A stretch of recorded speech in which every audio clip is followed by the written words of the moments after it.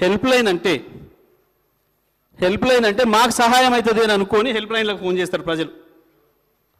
మేము పెట్టింది కూడా ఆనాడు ఆ ఉద్దేశంతో పెట్టినాం. విద్యుత్ ఎక్కడైనా పోతే 10 నిమిషాలు రాకపోతే నాకే ఫోన్ వచ్చేది అధ్యక్ష.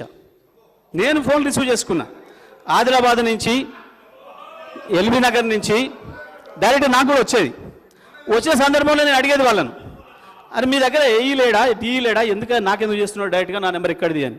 సార్ ఆన్లైన్లో చూసినాం, మీకే చేస్తున్నాం, హెల్ప్ లభిస్తుంది, సహాయం లభిస్తుంది అని.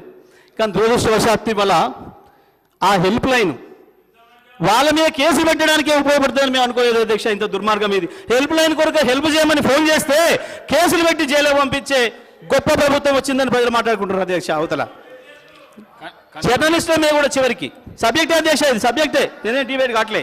Subject, this is very much subject, I'm not debating అధ్యక్ష. ఎవరు చివరికి సునీత కృష్ణన్ పద్మశ్రీ అవార్డీ, మిగతా పక్కన పెడదాం. సునీత కృష్ణన్ గారు repeated complaints to TG SPDCL for the last more than 2 hours regarding power cut. Standard response, no relief yet. This is very inconvenient. The path of the department not to give the true picture, more concerning. ఇవి పెట్టింది. అయితే అధ్యక్ష ఎక్కడైనా పెట్టగానే ఆ ప్రాంతంలో సరి చేస్తారు విద్యుత్. కానీ లైన్ మీద ఇంటికి పోయి మీరు పెట్టిన పోస్ట్ తీసేయాలి. ఎందుకు తీసేయాలి అని మనం అడిగితే మాకు పైనుంచి ఒత్తిడి ఉంది అధికారుల నుంచి. చివరికి ఎక్కడి దాకా పోయారు అధ్యక్ష, మీరు ఇట్లే పోస్ట్ పెడితే మీకు కరెంట్ అయ్యాం కట్ చేస్తాం.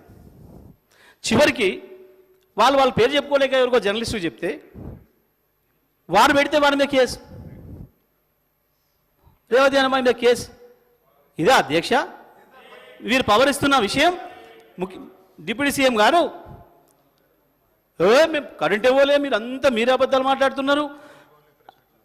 గాంధీభవన్లో పోయింది, వాళ్ళ మంత్రులు మాట్లాడే కాడ పోయింది, వాళ్ళ నాయకులు మాట్లాడే కాడ పోయింది. ఆఖరికి అధ్యక్ష ఒకవేళ కరెంటు పోయిందని మాట్లాడమే నేరమైతే మరి వాళ్ళ ఎమ్మెల్సీ జీవన్ రెడ్డి గారు కరెంటు పోతే అధికారులను ఫోన్ చేసి ఎట్లా కోప్పడ్డాడో మన వార్తలలో చూసినాం. మరి ఆయన మీద పెడతారా కేసు? ఆయన కూడా పెడతారా? ఇదా ప్రభుత్వం నడిపే విధానం?